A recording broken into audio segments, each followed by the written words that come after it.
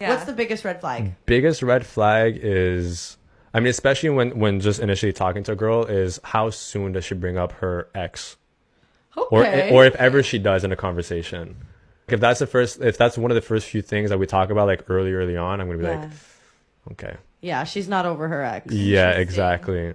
That's one of my biggest red flags when I talk to a guy. Like, it's like, hi, how are you? What do you do for a living? And then right after that, it's how long since you were in a relationship? Like, I don't like the idea of talking to anyone who hasn't been single between, like, I would say 6, but even like 8 months to a year. Like, for me, it says so much about you if you're not able to be alone, because you learn the most and grow the most alone. So if you're always bouncing into other relationships, I'm like, what's wrong with you? Stay the hell away. When the girl immediately asks you for your astrology sign. The biggest red flag is how soon they ask for money. Nah, biggest red flag is if they have daddy issues. It will immediately dictate how the relationship will go.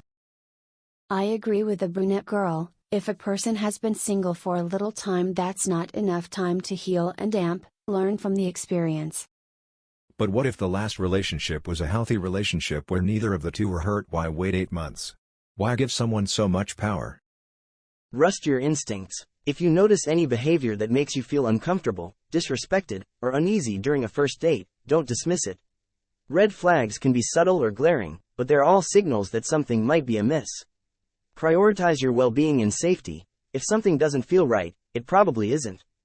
Don't hesitate to set boundaries or end the date if necessary. Your gut feeling is a powerful guide. Listen to it. I told y'all I was going to do it, so here are 3 red flags of men that you need to look out for. Let's get it. Number 1, following nothing but supermodels or an excessive amount of females on social media. I can tell you right now, he ain't following all those IG models to find out what type of bikini to buy you. He ain't following all those girls to find out the best makeup routine. He's a womanizer, and I promise you he will always have wandering eyes. Number 2, he refuses or always has an excuse to why he won't publicly display you. Look, men are prideful creatures, and what they hold the most value in life, they are proud of it. If I have a girl, I'm posting her on every social media. Why? Because I'm proud about what I have. I want to show her off. I want the world to know I'm hers and she's mine. Now, before y'all go ahead and start saying, well, I want to keep my relationship private, I want to protect it. If you feel that posting your significant other on social media is going to cause someone else to come into your guys' life and take them, you got bigger issues. And number 3, he can't even treat you on a proper date. Look, and I get it. If money's an issue and he cannot treat you out to dinner, I guarantee you a $10 bottle of wine, sunset on the beach would mean so much more to you than, hey, you want to come over to my house and watch a movie? No, you're worth it. Who they follow and what they like on social media shows who they truly are. And that's why I'm divorcing him. Haha, I didn't see the red flags until it was too late. His needs are more important than me. My relationship is private and I'm not posting him, and he bet not post me until it's a ring on this finger. Choose me then post me. That's exactly what happened. She liked what she was seeing in our marriage. And she took him. I told him have a good life. Balance is key when expressing interest. It's crucial for someone interested in you to show it, but there's no need for grand gestures or over-the-top displays. Genuine interest shines through in thoughtful actions, respectful communication, and being present.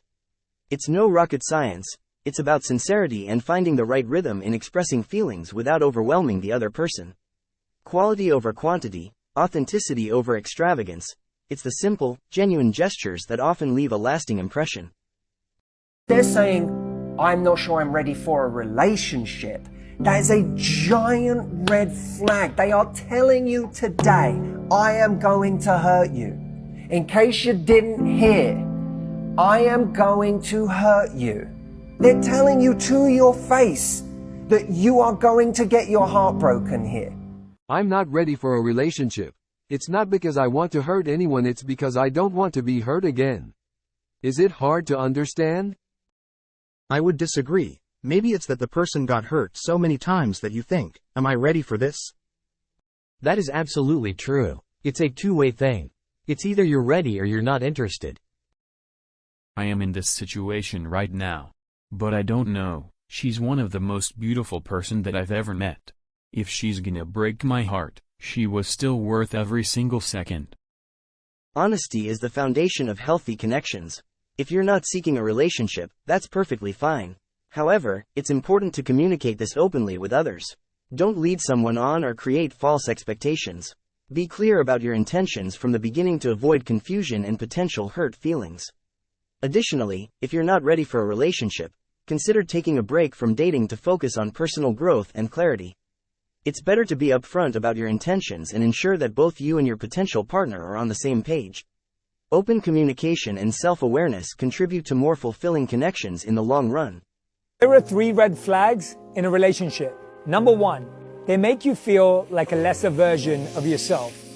They completely drain you and deflate you until you feel like you're shrinking. Number 2, they keep telling you everything's your fault and pouring all their problems over you beyond your capacity. And number 3, they're short-fused or easily aggravated. Anything pops them right off. That's what I'm in. I'm totally drained. I don't even know who I am. All what you said is what I have experienced and still experience. Let's make it simple. On the first initial date, if you see a red flag, expose it and ask why. This is when you meet people on dating apps. Your character will determine how they'll treat you most of the time. Some partners willingly do all these to push you away.